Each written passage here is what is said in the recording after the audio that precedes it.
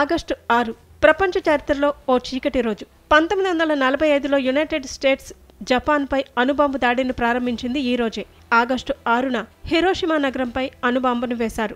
August 9న Nagasaki నగరంపై అణుబాంబును వేశారు. ఈ సంఘటనలు జరిగి 80 సంవత్సరాలు గడిచాయి. ఈ సందర్భంగా ప్రముఖ హాలీవుడ్ దర్శకుడు జేమ్స్ కామెరూన్ ఓ కొత్త సినిమాను ప్రకటించారు. గోస్ట్స్ ఆఫ్ హిరోషిమా రచన ఆధారంగా ఈ సినిమాను తెరకెక్కించనున్నట్లు కామెరూన్ వెల్లడించారు. టెర్మినేటర్, టైటానిక్, అవతార్ వంటి చిత్రాల ద్వారా ప్రపంచవ్యాప్తంగా ఖ్యాతిని పొందారు కామెరూన్. కానీ అవతార్ తర్వాత ఆయన కొత్త సినిమాను ప్రకటించలేదు. అవతార్ సిరీస్ తోనే బిజీగా ఉంటున్నారు. ఎట్టకేలకు ఆయన ఓ కొత్త సినిమాను ప్రకటించారు.